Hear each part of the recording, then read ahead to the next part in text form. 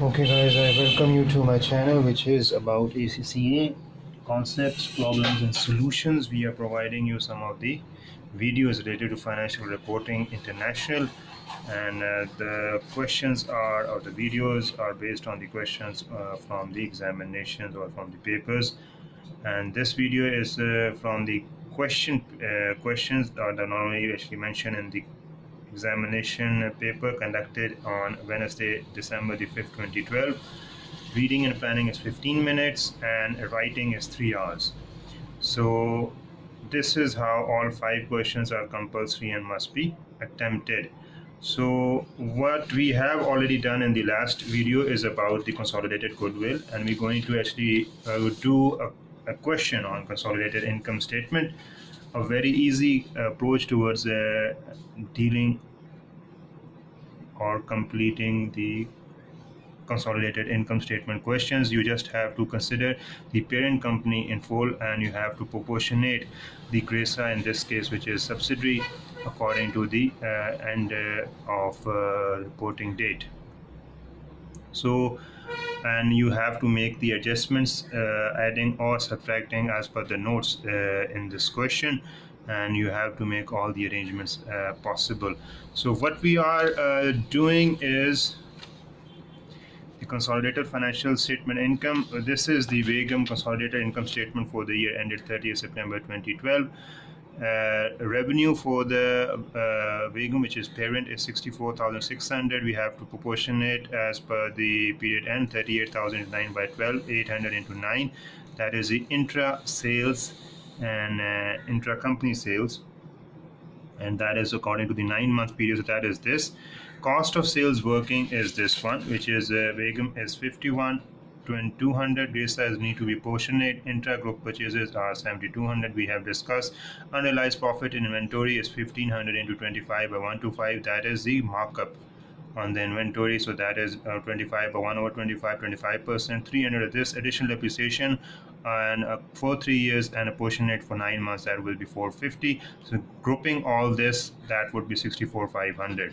So that is what the gross profit, and distribution cost is 1,600 plus 1,800 into 9 by 12, that is 2,950.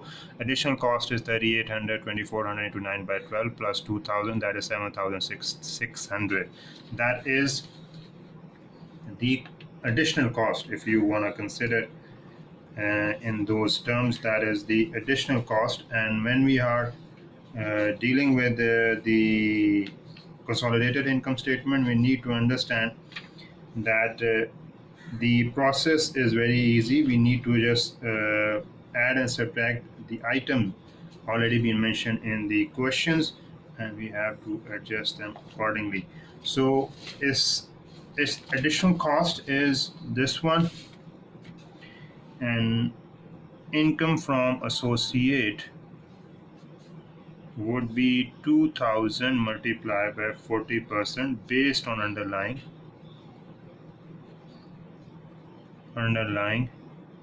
earnings. So that would be 800. And when we have finance cost,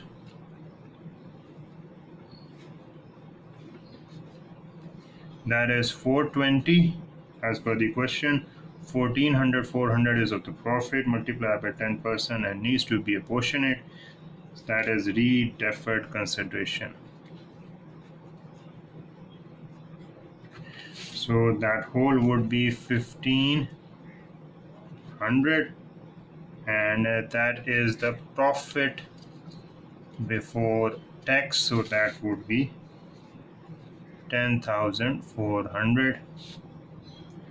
And income tax expense is 2,800 plus 1,600 into 9 by 12. So that would be 4,000, and then it would be 6,400. Okay, that is profit for the year, 6,400. If you want to attribute it profit for year, attributable to what? Equity holders of parent, that is 6180. That is the difference when we have, because in total it is 6400.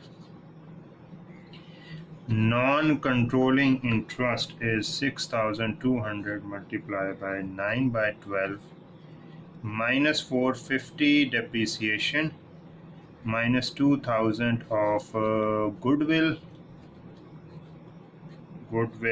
impairment into 10%, so that would be 220. So you just have to difference of 6400 minus 220 is this one, so that is the equity holders of the parent, and that is the non-controlling interest. If you want to mention it, you have to mention, because if it's asked for, because that is the part profit for a year attributable to the equity holders of the parent and the non-controlling interest. This is how you need to differentiate. Okay, so it is also need to actually discuss one of the third part is asking the carrying amount of a subsidiary's lease property will be subject to review as part of the fair value exercise on acquisition and may be subject to review in subsequent periods. Obviously, when you're talking about the lease property, when you're talking about the carrying amount and needs to be reviewed every year as part of the fair value exercise on acquisition. So explain how a fair value increase of a subsidiary's lease property on acquisition should be treated in the consolidated financial statement, and how any subsequent increase in the carrying amount of the lease property might be treated in the consolidated financial statements. So a fair value adjustment obviously to the carrying amount of a subsidiary's lease property is usually required where the property has been carried at depreciated historical cost. If it is already carried at a revalued amount, this should be broadly equal to its fair value and no adjustment should normally be required. So the pre-acquisition increase should be reflected in the consolidated statement of financial position by including the subsidiary lease property at its fair value with the corresponding effect of the purchase, corresponding effect being a fair value adjustment in the calculation of consolidated goodwill. The adjustment has the effect of reducing the amount of the purchase consideration that is allocated to goodwill. The fair value of the lease property need not to be reflected in the subsidiary's own entity financial statements, although sometimes this is done to make future consolidation simpler. So you can easily just comment on this financial or this take, which is the third part.